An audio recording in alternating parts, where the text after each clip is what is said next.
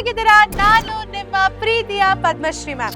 ಇವತ್ತು ನಿಮ್ಮ ಜೊತೆಗೆ ಎಕ್ಸಾಮ್ ಹ್ಯಾಕ್ಸ್ ನ ಶೇರ್ ಮಾಡೋದಕ್ಕೆ ಬಂದಿದ್ದೀನಿ.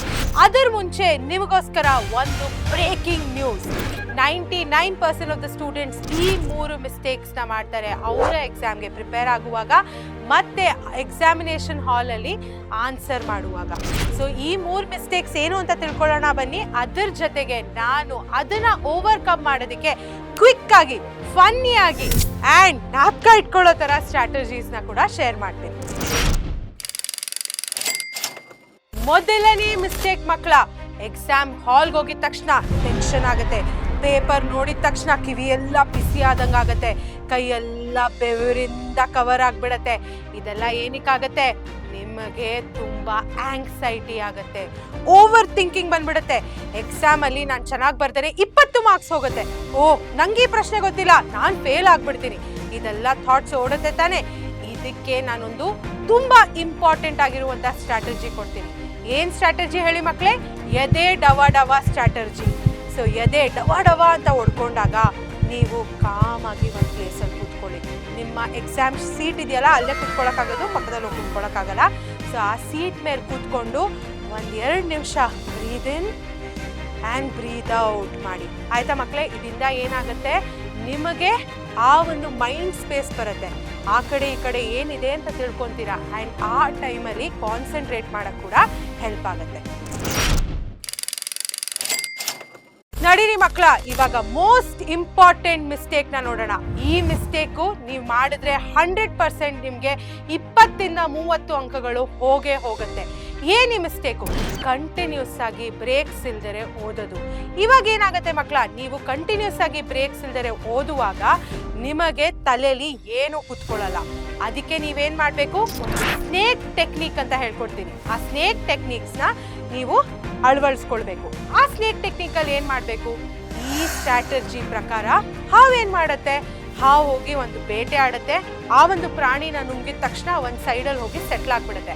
ಸೊ ನೀವು ಒಂದು ಹೊಸ ಟಾಪಿಕ್ನ ಕಲ್ತಿದ ತಕ್ಷಣ ಅಥವಾ ಒಂದು ರಿವೈಸ್ ಮಾಡಿದ ತಕ್ಷಣ you have to give yourself some time to register that information. ನೀವು ಹ್ಯೂಮನ್ ಬೀಯಿಂಗ್ಸ್ ಮಕ್ಕಳ, ನೀವು ಪ್ರಾಣಿಗಳಲ್ಲ. So give yourself that time so you get to digest that information. ಅರ್ಥ ಆಯ್ತಾ? ಇದು ಮಾಡೋದ್ರಿಂದ ಏನಾಗುತ್ತೆ, ನಿಮ್ಮ ಮನಸ್ಸಿನಲ್ಲಿ ಆ ಇನ್ಫಾರ್ಮೇಶನ್ ಹೋಗುತ್ತೆ. ಎರಡನೇದೇನು ಮಾಡುತ್ತೆ ಹಾವು? ಹಾವು ಯಾವತ್ತೂ ಅಲ್ಲಿ ಇಲ್ಲಿ ಕಾಣಿಸ್ಕೊಳ್ಳಲ್ಲ. ನಿಮ್ಮ ಪಕ್ಕದ ಮನೇಲೇ ಇರ್ಬೋದದು, ಬಟ್ ನಿಮ್ಮ ಮುಂದೆ ಬರುತ್ತಾ? ಇಲ್ಲ. ಆದಷ್ಟು ಹ್ಯೂಮನ್ ಇಂಟರಾಕ್ಷನ್ಸ್ನ ಅವಾಯ್ಡ್ ಮಾಡುತ್ತೆ. ಈ ನೆಕ್ಸ್ಟ್ ಕೆಲವು ದಿನಗಳಲ್ಲಿ ನೀವು ಕೂಡ ಹ್ಯೂಮನ್ ಇಂಟರಾಕ್ಷನ್ಸ್ನ ಅವಾಯ್ಡ್ ಮಾಡಿ. ನಿಮ್ಮನ್ನೇ ಒಂದು ಹಾವಿನ ಥರ ಮನೇಲಿ ಕೂತ್ಕೊಂಡು ಏನು ಮಾಡಬೇಕು ಆ ಟಾಸ್ಕ್, ಆ ಹ್ಯಾಂಡಲ್ ಇರುವಂತಹ ಟಾಸ್ಕ್ನ ಅಕಂಪ್ಲಿಷ್ ಮಾಡೋಕ್ಕೆ ಟ್ರೈ ಮಾಡಿ. ಆ್ಯಂಡ್ ಅಲ್ಲಿ ಇಲ್ಲಿ ಸೋಷಿಯಲ್ ಗ್ಯಾದರಿಂಗ್ಸು ಮತ್ತು ಒಂದು ಫಂಕ್ಷನ್ನು, ಮದುವೆ, ಊಟ ಅದನ್ನೆಲ್ಲ ಅವಾಯ್ಡ್ ಮಾಡಿ. ಯಾರ ಥರ? ಒಂದು ಹಾವಿನ ಥರ. ಅರ್ಥ ಆಯ್ತಾ? ಎಲ್ಲಿ ಕಾಣಿಸ್ಕೊಬೇಕೋ ಅಲ್ಲಿ ಮಾತ್ರ ಕಾಣಿಸ್ಕೊಳ್ಳಿ, ಇನ್ನು ಮಿಕ್ಕಿದ ಕಡೆ ಕಾಣಿಸ್ಕೊಬೇಡಿ. ಥರ್ಡ್ ಮಿಸ್ಟೇಕ್ ಏನು ಮಕ್ಕಳ? ಈ ಒಂದು ಮಿಸ್ಟೇಕಿಂದ ಏನಾಗುತ್ತೆ, ನೀವು ತುಂಬ ರಿವಿಷನ್ ಟೈಮ್ನ ಮಿಸ್ ಮಾಡ್ಕೊಂಡ್ಬಿಡ್ತೀರಾ. ಸ್ವಲ್ಪ ಮಕ್ಕಳು ಏನು ಮಾಡ್ತಾರೆ, ಮ್ಯಾಮ್ ನಾಳೆ ತಾನೇ ಎಕ್ಸಾಮು, ಇವತ್ತು ಚಿಲ್ ಮಾಡಿಬಿಡ್ತೀನಿ, ಇವತ್ತು ಹೋಲಿ ತಾನೇ ಹೋಲಿ ಆಡ್ಬಿಡ್ತೀನಿ, ಉಗಾದಿ ಹಬ್ಬ ಚೆನ್ನಾಗಿ ಪಕ್ಕದ ಮನೇಲಿ ಕರೆದಿದ್ದಾರೆ ಹೋಗಿ ತಿನ್ಕೊಂಬಂದ್ಬಿಡ್ತೀನಿ. ಓ, ಈ ಥರ ಎಲ್ಲ ತಲೆಯಲ್ಲಿ ನಡೀತಿರುತ್ತೆ. ಸೊ ಇಂಥ ಮಕ್ಕಳಿಗೆ ನಾವು ಒಂದು ಟೆಕ್ನಿಕ್ನ ಕೊಡ್ತೀನಿ. ಈ ಟೆಕ್ನಿಕ್ ಏನು? ಓದ್ಕೊಳ್ಳೋ ಸ್ಟ್ರಾಟಜಿ ಅಂತ. ಓದ್ಕೊಳ್ಳೋ ಸ್ಟ್ರಾಟಜಿ ಪ್ರಕಾರ ಪ್ರತಿ 2 ಗಂಟೆಗೆ ನೀವೊಂದು ಅಲಾರಾಮ್ನ ಇಟ್ಕೊಳ್ಳಿ.